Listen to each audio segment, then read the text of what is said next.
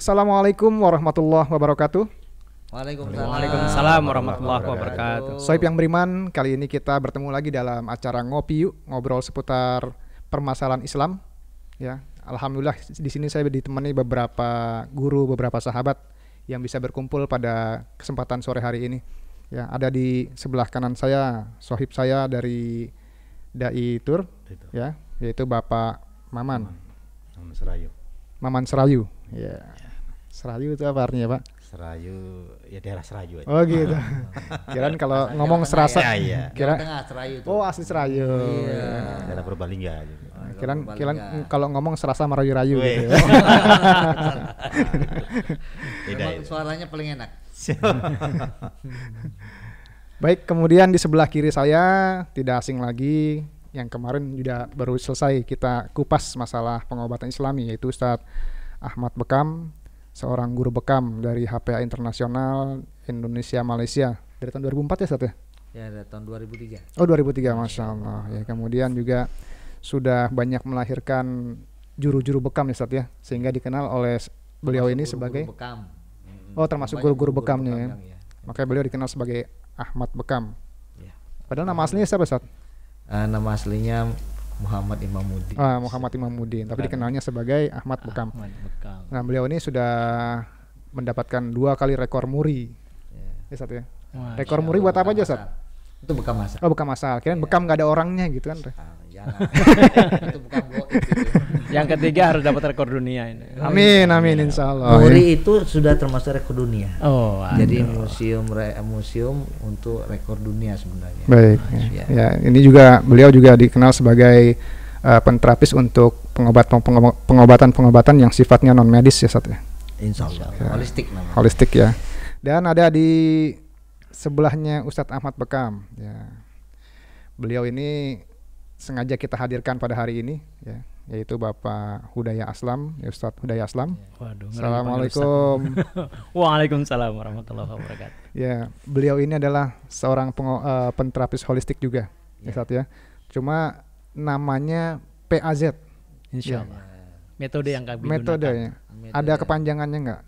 PAZ itu singkatan dari pengobatan akhir zaman. Masya Allah. Jadi Jadi saya cerita kenapa disebut PAZ oleh jadi guru kami itu. takut saya Pak. Masya Allah. Takut disebut akhir zaman. Berarti kan Gimana tuh ceritanya?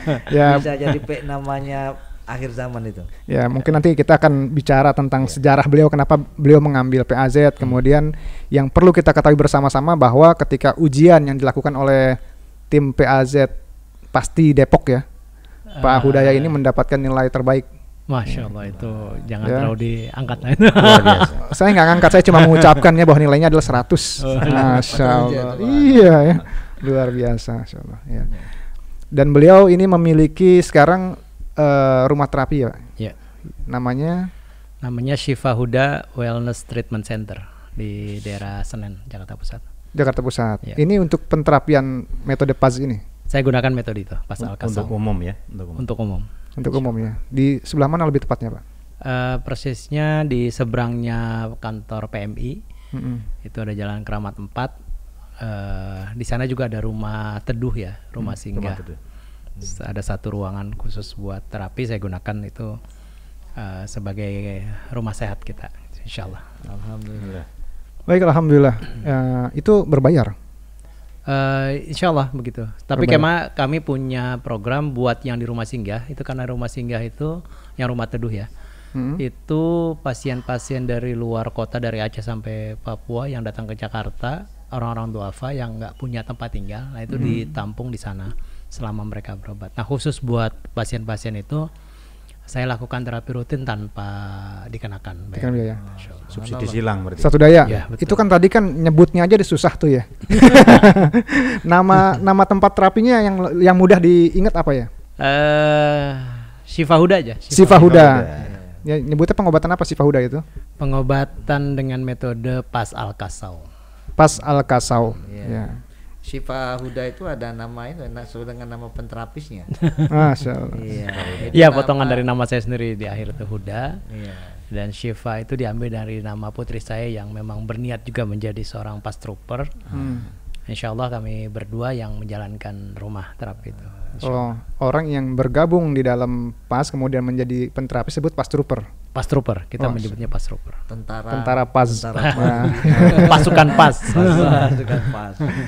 baik, Sohib yang beriman, kemarin saya juga sempat menyaksikan beberapa pengobatan yang dilakukan oleh Pak Ustadz Hudaya ini ya kepada pasien-pasien bekam, diantaranya adalah seorang imam masjid di dekat rumah Ustadz Ahmad Bekam ya. Ya, betul. Ya, yang awalnya kesulitan untuk berjalan dikarenakan terkena stroke.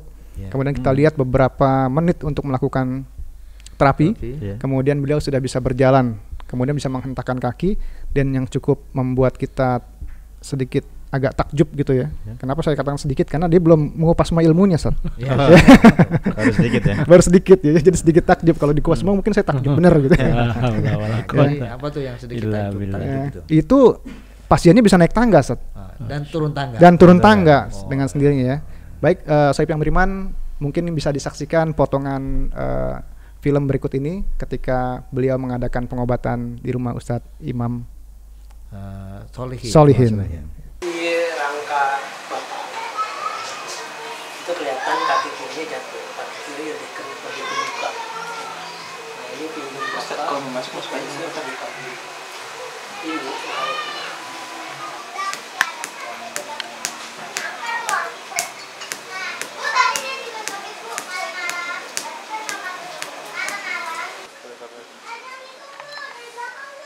Lawan ya. Oke, lawan. 1, 2, 3, 4, 5, 6, 7, 8, 9, 10. Jangan terbalik ya, nggak boleh. Iya. Terus, Sat. Oh, itu terapinya sembuh, Sat. Nah, iya. Itu udah benar tuh. Tuh nih cara ngobatinnya nih. Kamu pegang tangan apa pegang? Ya, Bang. Pegang tangannya Ali, Bang. Ah, ya. Oke. Nah, sekarang nih. Yang kiri dulu. Ya, jangan salah kaki, Sat. Kiri dulu. Hentak, Sat. Terus, Sat. Tuh, bagus. Sembuh. Sembuh. Perhatikan Sembuh. saya udah nggak pegang. Allah Akbar, ya. Terus, sembuh. Sat, terus lagi, Sat. Sembuh. Alhamdulillah, insya Allah, Sat. Sekarang Baik, Sohib yang beriman, itu adalah gambaran bagaimana terapi yang dilakukan oleh Bapak Ustadz Hudaya, ya, Ustadz Hudaya. Ya. Panggil Ustadz terus nih. Start ya. Salat tadi. Oh, Saya lebih suka dipanggil Bang biasanya. Oh, baik. Bang Ya. Day. Baik ya Bang Kiai. Bang Day. Bang Day. Oh, sebutannya Bang Day, baik ya. Sama dengan Day itu. Bang Dai. Nah, tapi nggak apa-apa, saya persilakan aja kepada Ustadz Iwan mau manggil apa Iya. dia. Sebagai host kan, sebagai tuan rumah. Namanya yang berkuasa hari ini. Ya kan kalau yang lebih senang disebutnya kan yang punya nama ya. Iya. Insya. Baik, Bang Ustadz. Ya, di sini kita sudah lihat ya. Kemarin kok bisa ada orang yang stroke kemudian susah berjalan cuma kayak di Ya, bengkok-bengkokin gitu ya. Tekuk gitu. Tekak-tekuk begitu. Tiba-tiba dia bisa berjalan. ada lagi tuh yang dipukul-pukul sama itu sama palu. Oh gitu. Oh iya, betul betul dipukul-pukul betul. sama palu. Itu palunya palu karet, Ustaz. Karet ya. Aduh karet. Kemarin saya mau bawain palu Thor, Ustaz. Wah, kalau palu tontak keluar halilintar. Baik,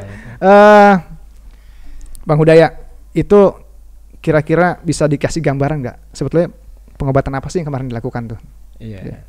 Silakan. Pertama gini, sebenarnya tidak juga harus dilebihkan ya satu jenis terapi dibanding terapi yang lain. Ya. Kenapa? Karena keyakinan kita, akidah kita sebagai umat Islam tentunya kesembuhan itu, apapun yang kita lihat, kesembuhan itu sebenarnya datangnya dari Allah. Itu dulu. Betul. Jadi jangan sampai takjub kita pada bahkan sampai pada urusan Proses ya. teknik terapi.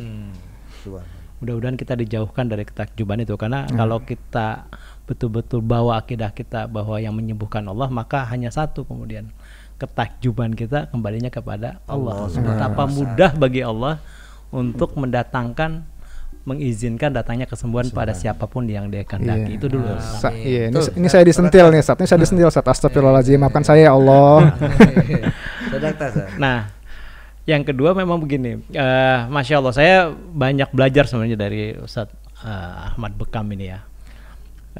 Karena apa? Karena sebenarnya saya backgroundnya bukan penterapis awalnya. Saya tuh orang yang kemana-mana mencari terapi. Untuk siapa? Untuk istri saya.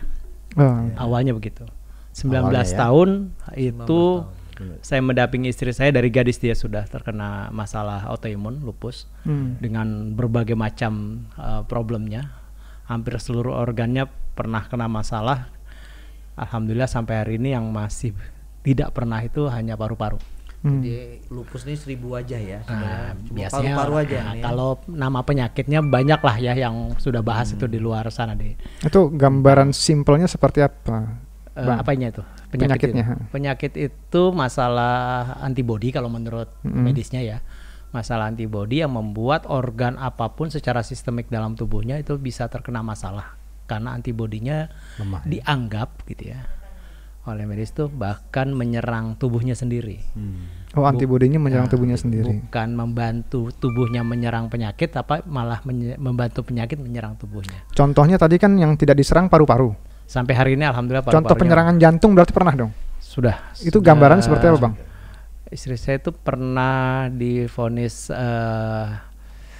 jantung klepnya longgar, kemudian ada aritmia, ada berikardi yang harus dipasang pacemaker ya. 2011 tahun itu 2011 sampai 2012. Saat itu saya sangat intens nih datang ke tempat Ustadz Ahmad Bekam ini. Itu jantung ya. Gitu. Tapi alhamdulillah sampai hari ini tidak pernah satupun permintaan dokter untuk operasi. Terakhir itu pasang pacu jantung itu ditolak oleh istri saya dan saya setuju untuk menolaknya. Disitulah perjalanan saya menempuh berbagai upaya pengobatan alternatif selain gitu kan, tetap kontrol ke dokter untuk diagnosanya, untuk pengecekan dan sebagainya. Perjalanan saya sepanjang 19 tahun sampai awal tahun ini itu menghantarkan saya sampai pada metode ini.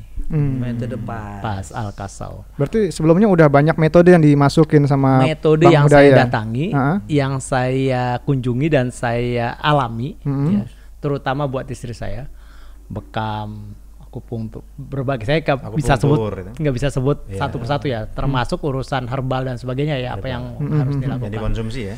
Betul. Nah, dari mulai yang katanya dari luar gitu ya, dari macam-macam, termasuk stem cell dan sebagainya itu sudah. Nah, entah kenapa saya ketika menemukan metode ini, metode pas Al-Kasau itu lain dari yang biasa sebelumnya. Itu saya terdorong untuk mempelajarinya. Ini yang saya agak heran. Kenapa? Karena rahasianya sebenarnya adalah pada cara pandangnya, cara pandang metode ini melihat penyakit dan melihat tubuh manusia. Itu yang mendorong saya untuk mempelajarinya. Buat saya mind blow up banget gitu. Pada waktu itu diperlihatkan atau hanya dijelaskan, Wal? Awalnya saya saksikan video-video di channel YouTube, Pas Indonesia. Pas Indonesia. Nah itu guru kami, foundernya Ustadz Haris Mujahid rahimahullah, beliau banyak sekali menjelaskan di situ dan itu mendorong saya untuk mempelajari karena di sana ada peringatan tidak bisa ditiru karena berbahaya, ya kan, kecuali bagi yang sudah mempelajarinya. Gitu. Dan itu yang membuat saya awalnya juga sama tuh, Ustadz Dewa, takjub gitu kan, berbagai macam di video itu, wah ini bener gitu, bener. Tapi saya saksikan betul namanya video live ya, saya saksikan begitu, ini pasti ada rahasia di balik itu. Gitu. Nah itu yang membuat saya terdorong untuk mempelajari. Nah, qadarullah punya kesempatan mempelajari, disitulah kemudian saya terbuka pemahamannya dan saya memutuskan sejak hari pertama saya mengikuti mengikuti pelatihan itu, saya memutuskan untuk terjun menjadi seorang terapis yang kita sebut sebagai pasti. Luar biasa ya. Nah, itu 19 tahun kemudian dilakukan metode pas kepada istri, ya. Sampai menyatakan bahwa itu berhasil tuh di tingkat apa, Pak? Untuk istri saya ini masih perjuangan nih. Saya masih perjuangan karena prosesnya rutin terus kita lakukan. Yang pertama, hari pertama saya memutuskan itu sebenarnya terjadi pada diri saya sendiri. Jadi saya sendiri sebenarnya pasien gitu. Saya punya masalah asma dari sejak usia 17 tahun. Alergi ya. Alergi dan asma. Alergi. Ya. Alergi debu dari sejak kecil, sejak umur 7 tahun. Jadi 30 tahun lebih itu saya kalau terkena debu itu pasti langsung bersin-bersin. Perubahan cuaca langsung bersin. Gitu ya. Dan bersin-bersinnya bisa seharian tuh. Apalagi kalau debunya agak banyak gitu ya. Wah, itu udah. Dan biasanya berikutnya diikuti dengan sesak nafas. Oh, subhanallah. Untuk gambaran seperti apa kondisi sesak nafas saya itu, saya sehari itu bisa 4-5 kali gunakan inhaler. Inhaler. Benar ya. Pagi-pagi habis mandi itu sudah menjadi rutinitas tuh. Sekali minimal habis mandi saya harus Pakai inhalernya. inhaler. Kalau Nah itu enggak, sesak. dari 17 tahun 7 tahun apa 17 dari tahun? usia 17. Dari usia 17 ya. Itu berapa lama prosesnya sampai dinyatakan sembuh dari asmanya? Saya jumpa PAZ itu awalnya saya lihat di bulan Desember ya. Tapi betul-betul saya ikut pelatihan tuh awal tahun 2020. Kemudian saya lakukan dan sejak hari itu sampai hari ini saya nggak pernah pakai lagi inhaler. Satu kali. Satu kali pun. Satu kali terapi ya. Tidak, terapinya terus-terusan. Tapi oke. terus-terusan. Tapi berikutnya saya pertama sudah sangat boleh dibilang jarang dan hampir tidak pernah lagi kambuh. Dan kalau seandainya saya kambuh, saya sudah tahu masalahnya di mana dan saya cara menyelesaikannya bagaimana dengan metode pas al-kasau. Itu yang kejadian ketika Akang menjadi contoh untuk terapi alergi oleh Ustaz Haris itu gimana cerita yang pertama yang Ya, jadi kebetulan hampir semua peserta pelatihan itu kan awalnya pasien. Jadi datang tuh pengen belajar untuk mengobati dirinya awalnya. Nah, jadi kebanyakan dari kita sebenarnya membawa cerita penyakitnya masing-masing gitu ya. Iya. Nah, waktu itu Ustadz Haris rahimahullah menawarkan kepada kami siapa yang punya masalah alergi. Nah, kebetulan ada beberapa orang yang angkat tangan, saya dapat kesempatan dipanggil di atas panggung. Nah, saat itu juga saya dilakukan gerakan ya mungkin seperti Ustadz Iwan lihat ya, gerakan-gerakan yang kelihatannya sangat sederhana, tapi masya Allah sebenarnya gerakan-gerakan ini oleh almarhum itu diteliti belasan tahun. Sampai dia menyimpulkan dan menyederhanakannya untuk mudah ditiru, mudah dipelajari. Termasuk untuk urusan alergi itu gerakannya cuma satu gerakan, nggak sampai 5 menit 10 menit saya dikerjakan waktu itu. Kemudian saat itu juga itu tim panitia itu diminta oleh Ustadz Haris rahimahullah untuk mencari debu. Dan debunya itu nggak boleh cuma debu yang ada di gorden gitu ya, disuruh cari debu yang tebal. Cukup agak lama juga tuh dicari gitu ya, karena di ruangan pelatihan biasanya kan bersih ya. Nah, itu dicari sampai tiba-tiba ada satu orang datang ke atas panggung bawa debu yang cukup banyak, dan saya udah ketar-ketir tuh ngelihatnya karena saya udah kebayang ini saya mau ikut pelatihan, kalau hari ini kemudian saya bakal bersin-bersin dan berair, wah udah kebayang tuh saya udah khawatir. Tapi masya Allah qadarullah saat itu juga langsung di depan hidung saya dikeluarkan itu debu, dikibaskan. Dan masya Allah saat itu saya sujud syukur saat itu juga karena tidak sebangkis pun sekalipun bangkis ya. Berbangkis bersin. Dan langsung itu dari umur 7 tahun mungkin untuk pertama kalinya tuh saya ketemu debu tidak bersin. Jadi alhamdulillah ya, dengan tidak bersin alhamdulillah ya. Walaupun selama bersin juga alhamdulillah. Selama bersin biasanya alhamdulillah juga gitu kan, kita mensyukuri juga bersin. Alhamdulillah. Nah, kita mensyukuri hal yang berbeda tentunya kan. Naik level nih Ustaz. Naik level ini. Baik ya. Jadi subhanallah. Itu gambaran dari pengalaman pribadinya Pak Ustadz Hudaya. Ya, mungkin dari Pak Maman ada yang mau ditanyakan atau? Ya, yang ditanyakan tadi, yang biasanya kan kalau bekam gitu ya, bekam itu kan kita bisa pelajari. Begitu pelatihan sehari langsung kita praktek. Contohnya saya itu kemarin pelatihan sehari langsung praktek. Nah, pertanyaan sekarang kalau PAZ tadi butuh, artinya nggak bisa singkat ya, atau nggak bisa ngarang-ngarang atau otodidak gitu, nggak bisa atau ya? Berapa lama gitu kali berapa ya lama untuk ada pelatihannya gitu maksudnya? Ya, yang pasti gini, ilmu itu sebaiknya didapat dengan berguru, itu jelas. Ya. Betul kan ya? Keberkahan ya. Keberkahan ilmu didapat dengan mendatangi guru. Dan insya Allah pas ini oleh penemunya ya, oleh Ustadz Haris rahimahullah itu. Alhamdulillah. Siap ya. Nggak apa-apa. Bentar, biar ya. Maaf. Oke. Jadi gini, beliau itu membuat sebuah metode yang mudah dipelajari, mudah ditirukan, mudah dipahami. Itu sebenarnya konsepnya. Bahkan kalau Al-Barhu itu mengatakan gini, nanti itu di akhir zaman urusan pengobatan tuh biarkan ini urusan ibu-ibu, urusan emak-emak, biar para laki-laki tuh sibuk berjihad. Kalau beliau menyatakan itu, karena Masya Allah ini saya jadi kalau mengingat beliau tuh perjuangan beliau mencoba meneliti metode ini itu menghadirkan sebuah cara yang Masya Allah itu mudah ditiru, mudah dibuktikan, mudah diperlihatkan.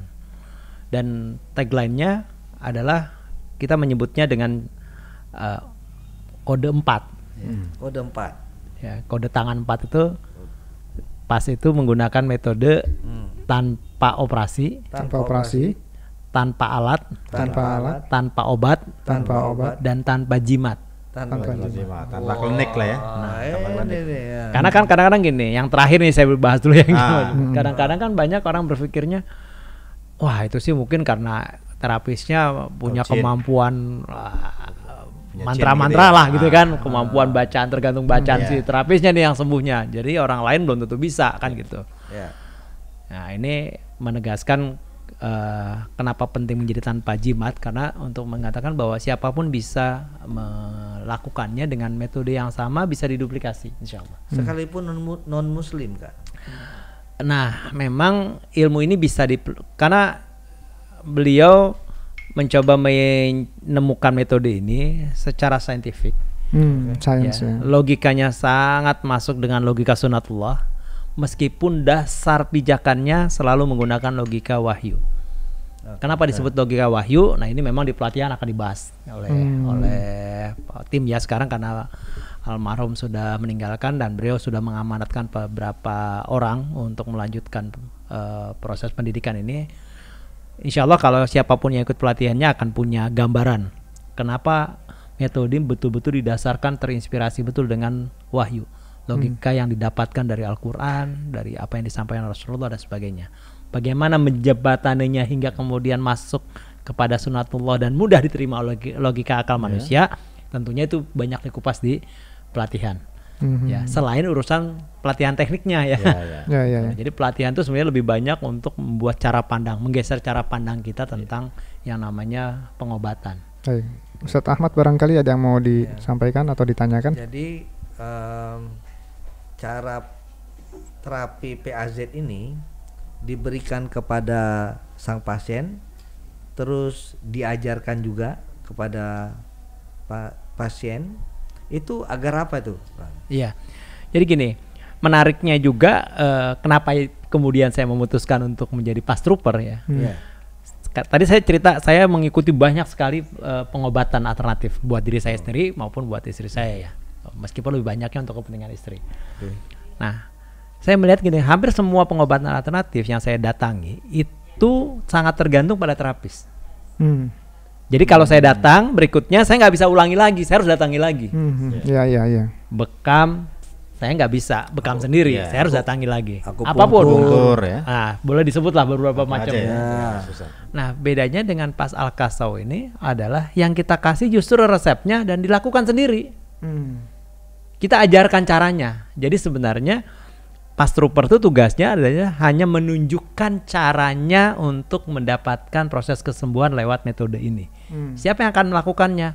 Pasien sendiri. Bahkan sebisa mungkin gerakan-gerakannya adalah gerakan-gerakan yang mandiri, bisa dilakukan oleh dirinya sendiri. Ya. Pak Maman juga penterapi kan Pak? Apa terapinya tetap butuh orang lain Pak? Butuh orang lain. Tetap orang lain. Berarti Pas ini benar ya, bisa lakukan sendiri ya. Luar biasa. Ada keunikan yang berbeda. Tidak mengatakan pasti lebih baik dari yang lain, karena wasilah kesembuhan hak Allah.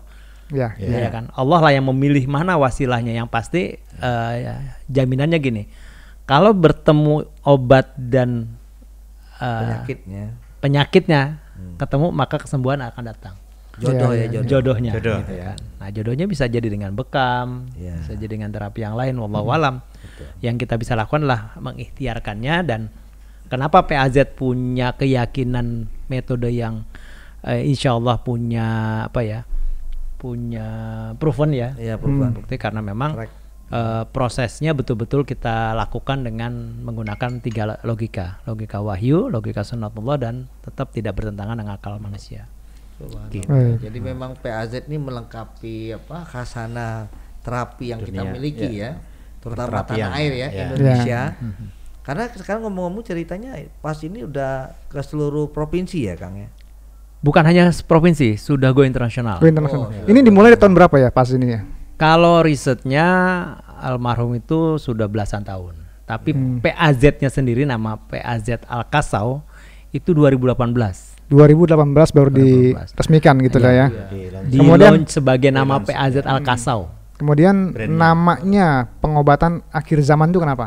Jadi begini, ini sebenarnya saya bukan orang yang berwenang ya untuk menjelaskan ini. Tentunya yang punya sejarah kenapa PAZ ini, tapi kami dijelaskan juga sebagai murid.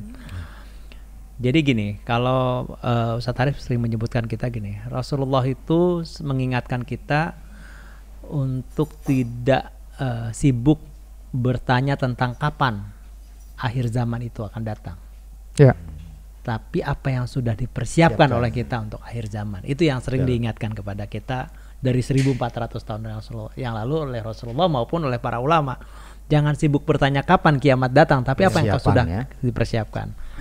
Lalu apa gambaran tentang akhir zaman? Sudah banyak ulama mengupas. Nah, ketika di bidang kesehatan, di bidang pengobatan, maka bayangan kita nanti di akhir zaman yang disebutkan banyak oleh kisah-kisah yang basyiroh ya, yang disampaikan oleh Rasulullah, maka di saat itu peralatan teknologi nyaris sudah tidak lagi bisa digunakan.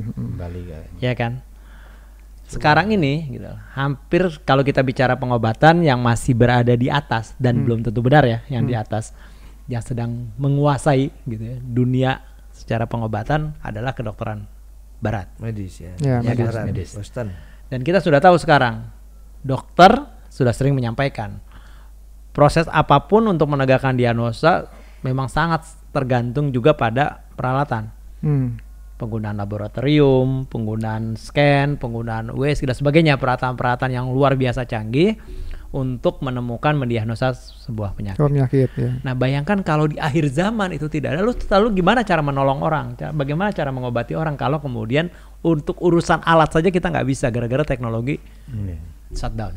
Nah, metode ini salah satunya kenapa disebut pengobatan akhir zaman, sedang mempersiapkan apabila datang itu, maka ini betul-betul menjadi jawaban.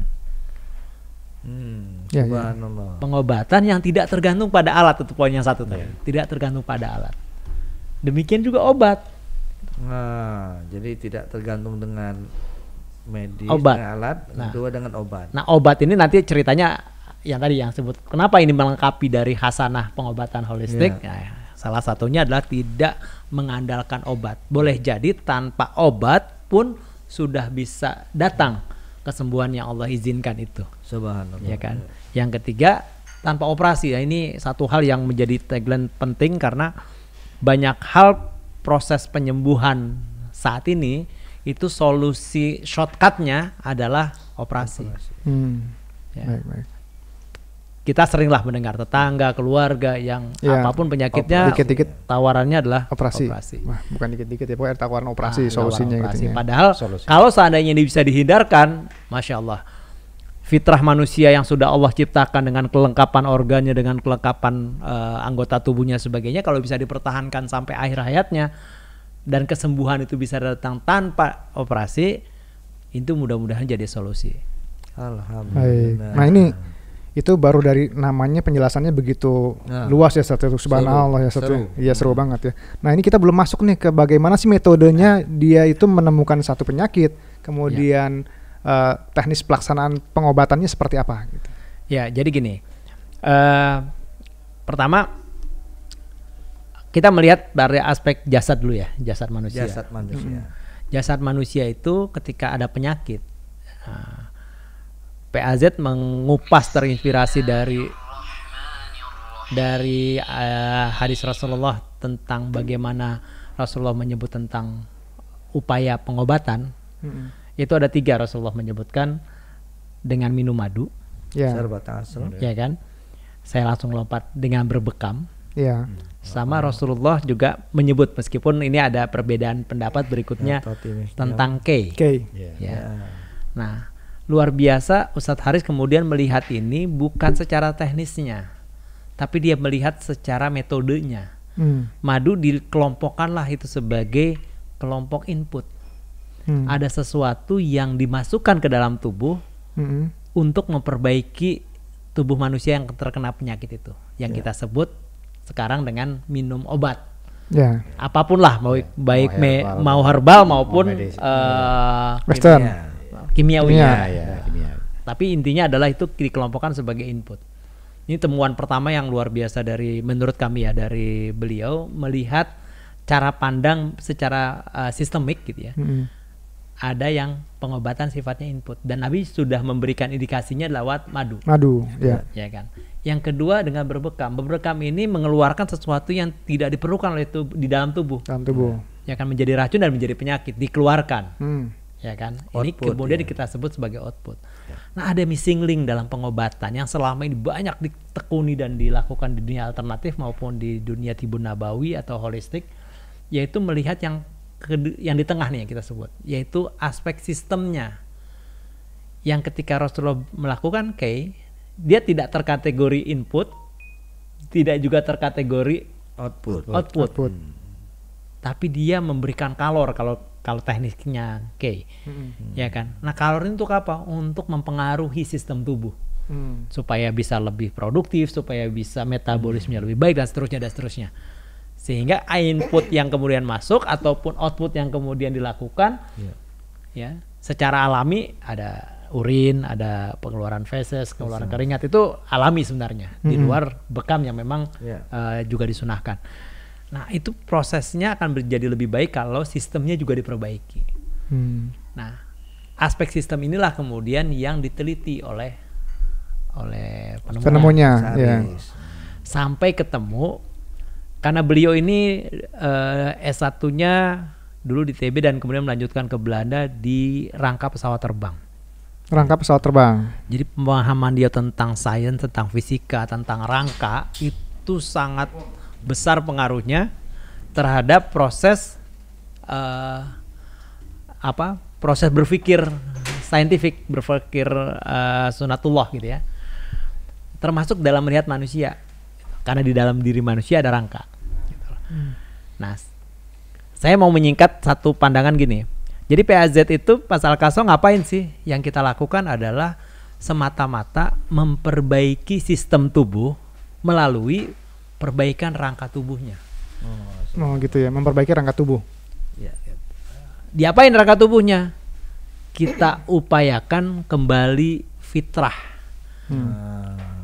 Karena keyakinan kita ketika muncul sebuah penyakit dalam tubuh manusia, itu semata-mata karena adanya gangguan secara sistem dalam tubuhnya yang membuat entah itu organ tubuhnya, entah darahnya, entah pembuluh darahnya, entah ototnya, entah syarafnya, atau bahkan sendi dan sebagainya, yang membuat dia tidak optimal atau tidak menjadi sesuai dengan yang seharusnya. Muncullah penyakit.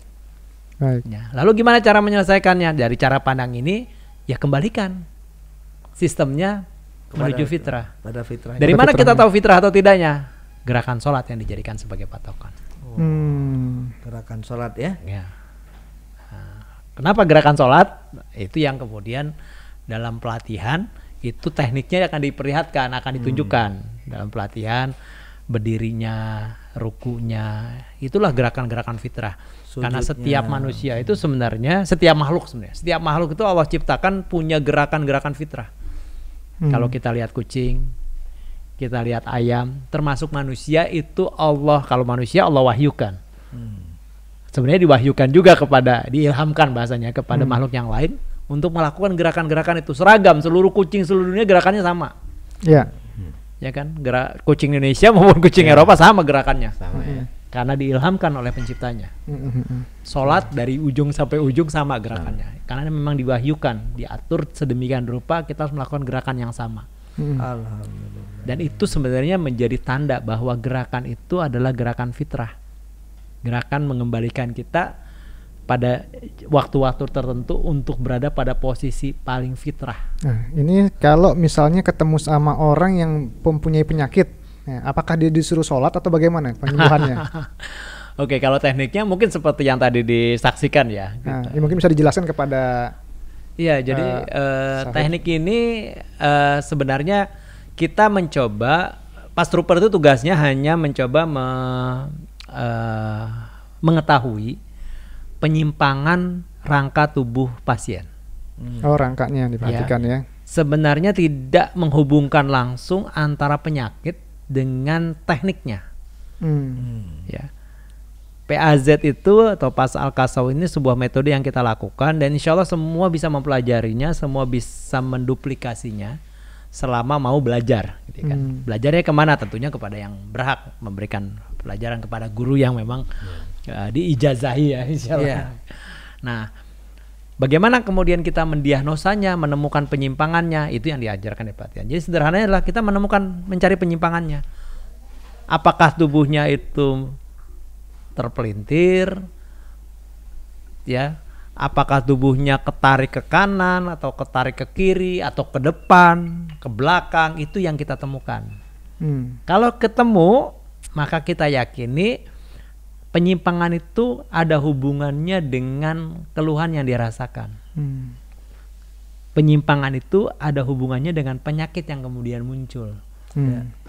Nah, seringkali bahkan pasien yang kita tangani itu keluhannya A, tapi padahal sebenarnya begitu kita cek penyimpangannya itu mempengaruhi tubuhnya bukan hanya yang dia keluhkan, bahkan yang belum dia keluhkan. Nah, itu penyebabnya. Bukan penyebabnya, bahkan yang dia belum keluhkan itu sebenarnya sudah menjadi tanda-tanda jika bakal penyakit. Karena penyimpangan ini akan membuat jalur sebenarnya. Akan terkena A, B, C, D. Jadi yang dia keluhkan terus sebenarnya udah kerasa kan. Baik, kalau dari rangka berarti kan itu ada sangkut pautnya dengan apa namanya? Susunan saraf kali Sat ya. Susunan rangka. Ya. Jadi gini, kalau rangka ini kembali tadi disebutkan terinspirasi ya Al-Quran. Ustadz Haris itu mentadaburi surat Al-Mu'minun tentang penciptaan manusia. Dari situ kemudian dia dapatkan ini yang kemudian disebut dengan Al-Kasau. Al-Kasau. Ya. Surat apa? Al-Mu'minun. Al-Mu'minun. 12 sampai 14. Kita sering dengar tentang penciptaan manusia itu dari mulai nutfah, kemudian alaqah, kemudian mudghah, kemudian Allah ciptakan idhoman, fakasauna idhoman lahman yang terakhir 5. Oh, ambil dari situ ya. Al-Kasaunya ya. Nah, nutfah itu dari sperma bertemu dengan ovum dengan sel telur. Kemudian Allah ciptakan alaqah segumpal darah. Kemudian mudghah yang orang sering sebut segumpal daging yang medisnya banyak menyebutkan itu jantung dan sebagainya ya. Kemudian sekarang sih sudah mudah karena kedokteran sudah menyodorkan gambaran anatomi itu ya.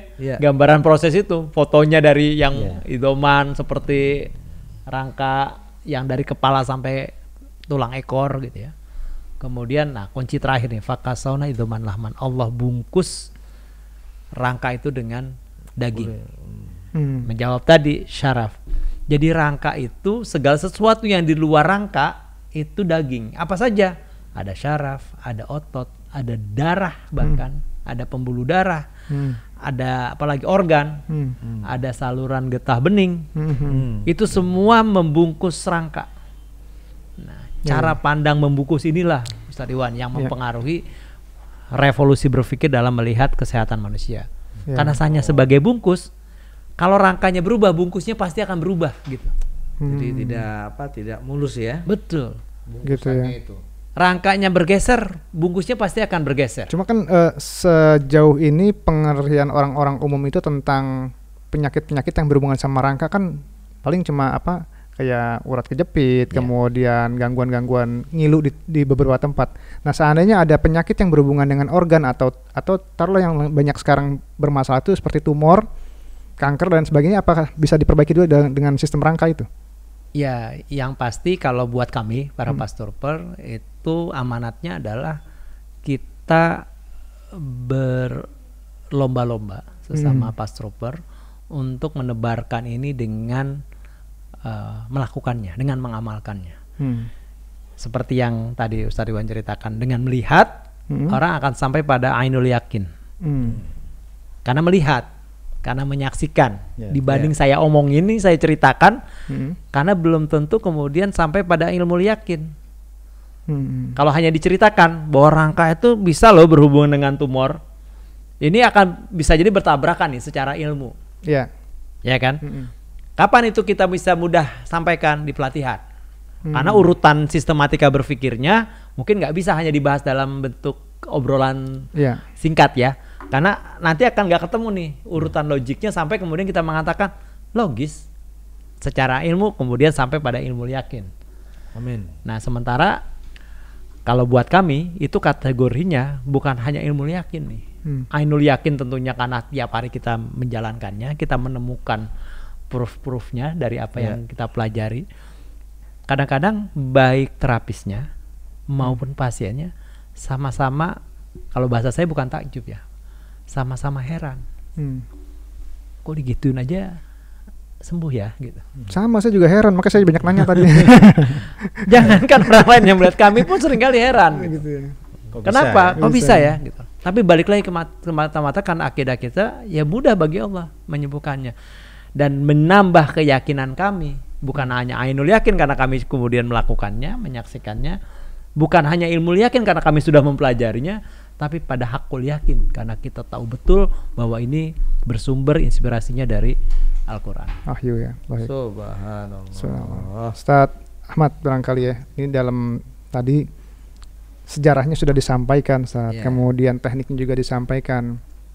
Mungkin ada yang mau ditambahkan untuk masalah sebetulnya orang datang sakit, prosesnya itu sampai mendekati kesembuhan itu secara psikologi atau secara apa, mungkin Ustaz bisa kasih semangat kepada sohib-sohib yang beriman yang berhubungan dengan orang-orang yang sakit.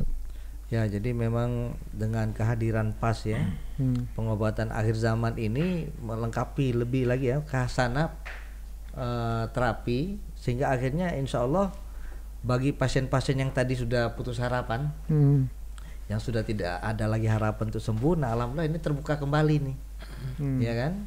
Karena selama ini kita sudah belasan tahun juga berkecimpung dalam pengobatan. Ada 1-2 pasien kita yang ternyata memang belum tersembuhkan secara total penyakitnya itu, dan memang kelihatannya solusinya cocok dengan kehadiran PAS ini. Jadi benar-benar pengobatan akhir zaman. Jadi insya Allah mudah-mudahan jadi pada sahabat iman ya, sohib yang beriman, sohib yang beriman. Jadi insya Allah bahwa setiap penyakit itu ada obatnya. Kuludain dawaun, setiap penyakit ada obatnya. Insya Allah mudah-mudahan wa iza maritu fahuwa yashfini, dan jika aku sakit maka Allah lah yang menyembuhkanku. Jadi terapi-terapi ini termasuk salah satunya PAS ini adalah salah satu teori untuk membantu kesembuhan pasien-pasien tersebut. Ya, terakhir Ustaz, ini buat motivasi orang-orang yang sedang sakit Ustaz. Kan saya pernah dengar tuh Ustaz bahwa kalau orang datang sudah ketawa aja udah sekian persen, nah itu bisa dijelaskan Ustaz? Ya, subhanallah, memang kalau dalam pengobatan itu fisik itu sebenarnya hanya menempati 10% saja daripada sebuah kesembuhan. Fisik hanya 10%, ya. Baik. 50%-nya spiritual, ya 20%-nya mental, 20%-nya lagi emosional. Nah, jadi insya Allah mudah-mudahan ya itu dengan teori holistik ini, insya Allah ya 100% lah. Berarti kalau 50% mental, orang pulang dengan kondisi senyum aja udah 50% sembuh Ustaz ya? Ya, insya Allah. Masya Allah. Mental ya. Itu dia senyum aja tuh ya, senyum 50%. Ya baik, Ustaz Ahmad, syukran jazakallah. Pak Maman, kira-kira ada pesan-pesan khusus nggak buat sohib-sohib kita yang mungkin sedang menghadapi masalah pengobatan atau apa yang berhubungan dengan keluarganya barangkali yang sakit? Mungkin bisa kasih sedikit clue supaya kita tetap semangat. Iya. Artinya kalau saya tetap memotivasi kepada semua yang sekarang mungkin lagi sakit gitu. Ya tadi sudah kita sama-sama dengarkan dari Ustaz Budaya, Ustaz Ahmad gitu kan. Ya artinya memang semangat untuk sembuh ya, untuk sembuh walaupun tadi yang menyembuhkan Allah ya kan, tapi ikhtiar itu penting ya kan, perlu lah gitu ya, sangat malah dianjurkan ya. Makanya kalau saya sendiri berteman dengan Ustadz Ahmad ini ya, luar biasa. Ketika teman sakitnya udah ayo ke Ustadz Ahmad kan gitu, nanti Ustadz udah ya gitu kan, tentunya tetap kita akan memotivasi untuk ikhtiar. Siap. Nah, tadi kan kalau Ustadz Hudaya tadi penyampaiannya dengan pembenahan rangka bisa berpengaruh pada yang lain-lain. Metodenya Pak Maman itu sama sih, hampir sama ya. sama. Cuman mungkin prosesnya lewat urat-urat ya. Iya, lewat pijit ya. Baik ya. Saib yang beriman, alhamdulillah ya kita sini kehadiran guru-guru kita yang luar biasa gitu ya, dan alhamdulillah ada penjelasan baru tentang satu metode yang membuat kita berpikir dan makin bersemangat saatnya untuk mencapai satu kesembuhan ya. Ini tadi dikatakan sebagai salah satu pengobatan, dan obat itu bukan hanya bentuknya dimakan, bisa jadi bentuknya adalah bentuk terapi ya. Senyum juga tadi terakhirnya ternyata 50% ya. Jadi sohib yang beriman kalau lagi sakit usahakan senyum bisa aja. Senang dan senyum dulu lah. Gitu ya. Terakhir saya sedikit mengutip apa-apa yang sudah disampaikan oleh guru-guru kita ya, likulida indawaun ya Sat ya. Faiza asiba dawaun dain baro ya bi iznillah ya. Bahwa semua penyakit itu ada obatnya, dan kalau obatnya cocok dengan penyakitnya ya, maka akan sembuh dengan izin Allah. Maka jangan pernah berputus asa. Barangkali upaya yang kita lakukan adalah belum menemukan kecocokan di antara obat dengan penyakitnya, ya insya Allah masih banyak peluang-peluang yang Allah buka di depan mata kita. Silahkan dicoba ya. Yang pasti kembali kepada tauhid kita, bahwa yang menyembuhkan adalah Allah Subhanahu wa taala. Dan terakhir, insya Allah kita akan coba isi dengan kajian-kajian lain yang mungkin sifatnya adalah kajian keilmuan Islam, atau juga yang berhubungan dengan hal-hal positif seperti sekarang ya, berhubungan dengan kesehatan ya Sat ya. Ada kemarin bekam, dan besok kita akan bicara tentang kecantikan ya Sat ya. Ya, kecantikan insya Allah. Cantik sehat alami. Baik ya. Nah, untuk itu kepada sohib yang beriman, jangan lupa untuk subscribe ya, kemudian share, dan ada lonceng di sana tuh, jangan lupa dicolek ya, supaya nanti informasi-informasi positif dari kita nggak ada yang ketinggalan ya. Dan bagi sohib yang beriman yang ingin yang berhubungan langsung dengan Ustadz Hudaya, mungkin nanti kita akan berikan alamatnya di kolom deskripsi ya, atau ada yang mau komentar-komentar juga monggo kami persilahkan.